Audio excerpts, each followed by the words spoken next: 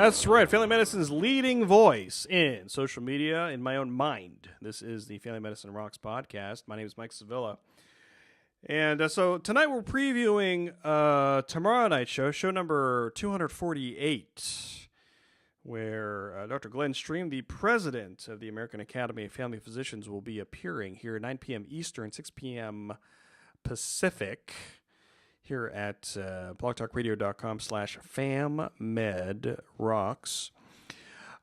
So thank you for hanging with me for that first section of the show. It's pretty complicated type of health policy stuff, you know, especially people that don't follow this every day. I admit I have been doing a lot of research, you know, on this in preparation for this show, basically because I don't want to mess it up. But I very much appreciate AAFP and Dr. Stream reaching out to me and to coming on the show tomorrow, and I'll talk about how that all happened at the end of the show. But for this part, you know, I'd like to share a little bit of the sentiment that has been out there, that people have been emailing me, people have been direct messaging me, people have been calling me and saying, hey, you know, Mike, it's a great opportunity for you. Don't mess it up. Great. People saying, don't ruck it up. Yeah. Okay, great. Thanks. But you know, there's a lot of frustration out there. And I think that's why AFP reached out to me and say, hey, you know, we would like to explain our point of view. But after I announced that Dr. Stream is coming on, and I've been getting some messages from people. And there have been some people that say, hey, Mike, you know, this decision, you know, by the AFP board, you know, it feels a lot like a few years ago, you know, during the whole healthcare reform debate, you know, that had a lot of discussion on both sides, you know, and, you know, ultimately the decision that was made, nobody liked. And the Academy and the board, you know, heard it for that entire year. As far as, you know, why did the Academy take this stand? You know, they did not listen to my point of view. They ignored me. They played politics. They just, you know, they talk a good talk, but they do not follow through on what they say they're going to do. And you know, a lot of people are referencing, you know, the controversial, you know, AAFP Coca-Cola thing, that decision that happened a few years ago, maybe even last year. I mean, it doesn't even seem that far back, but you know, the Academy, they are, you know, they're selling out, they're staying there. I can't believe that they're doing this. And some people have told me, you know, they say, Mike, you know, when that letter went out last June, with those, I believe, 5 bullet points, those 5 requests, there's 5 things, and say, hey, this is what family medicine needs. This is how we think, you know, we can kind of reset things.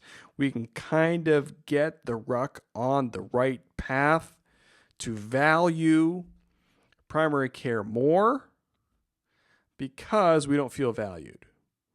You know, because, you know, it's the ruck is, you know, they're they're trying to talk a good talk. Some people think they aren't, but they're not following through. They're not showing family medicine the love. And when this letter went out last year, there was a lot of people that were very proud of the board. They were very proud of the Academy for forwarding this letter out there and saying, hey, you were very specific. These are the 5 things that we want. And if you don't do it, what? If you don't do it, what? What is it going to happen? Now, reviewing the letter does not say that the AAFP will leave the ruck. That is not explicitly said in the letter.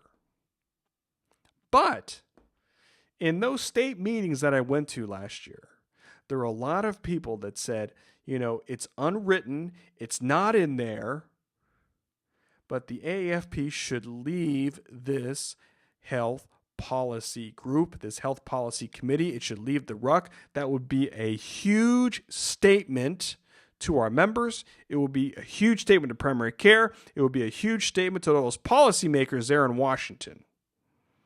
People have said, yeah, that's what the academy should do. And the states, I think there were some states, the vocal minority out there, that were passing resolutions to basically, back up the academy if they were doing that. I know of a handful of states that say, hey, we should get out. And this happened all through the summer, leading up to the fall national meeting in Orlando. And there was more discussion there. And, I'm not going to quote anybody, but I have heard maybe second or third hand that there were some high academy officials who said that if the RUC did not adequately respond to that letter, that, yeah, the consideration to leave the RUC would be on. And maybe in the spring that the AEFP would make a bold statement and leave the RUC so we can go about,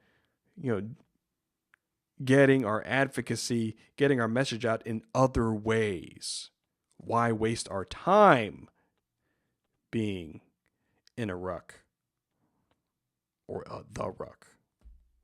So that is some of the sentiments that are out there. People are saying that, that since we're still in there, that really kind of affects our credibility. But we didn't really say we were going to leave, but we were kind of implying that we were going to leave. But now that we didn't leave, what does that really mean? That's some of the things that I'm hearing, because it wasn't written, but it was kind of implied that we were going to be leaving. And when we didn't leave, people are like, well, then, why? I mean, if the plan was to stay in there the whole time, if the plan was to do that, then why did we write such an aggressive letter a year ago if the plan was to stay in there the whole time? I mean, that was just kind of setting up members there. A lot of people, a lot of members out there, a lot of FamMedRocks out there are saying, I don't really get what happened, I mean, the language a year ago, last summer, was very aggressive. And yet, earlier this month, it seems like it's put the academy in a weaker legislative, a weaker advocacy position. And that's the sentiment that I'm hearing from people. That is the tone that I'm hearing from people, because people are just confused. People are like, what does that really even mean now?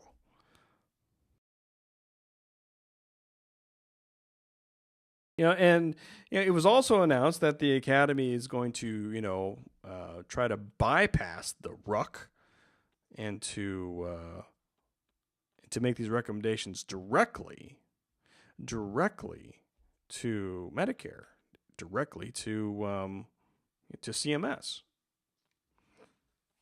So that's good, isn't it? Isn't that good?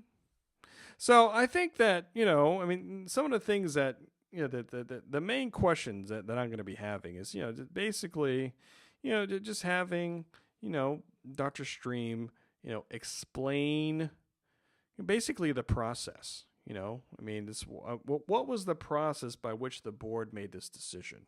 Was the board in a different place, last summer than it is right now? It seems like it is. To write such an aggressive letter in June of last year, and to have all that discussion at the state level and at the national meeting in the fall, waiting for the spring. And then the spring, they had the announcement that, the RUC really didn't do much with our recommendations at all. And then the ultimate decision, to remain in the RUC. It could be a case where, we have to remain, keep a seat at the table. One of my good friends say, it's one of those things where you keep your friends close and enemies closer. Is that part of the strategy? It'll be interesting to see. I'm looking forward to hearing this story and to hearing this explanation, because I know that, in about a month, in about a month is going to be the next huge advocacy meeting on a national level with the annual leadership forum, and also the National Conference of Special Constituencies. That is when the probably the most vocal advocates in the academy get together. I would imagine that there's going to be probably some kind of town hall type meeting there, an opportunity for people to take shots at the board. I mean, an opportunity for people to ask questions of the board, to explain their position, and which some people have said has basically changed in the past few months. So that's kind of a backdrop of what's going to be happening tomorrow night here, and I'm really looking forward to it.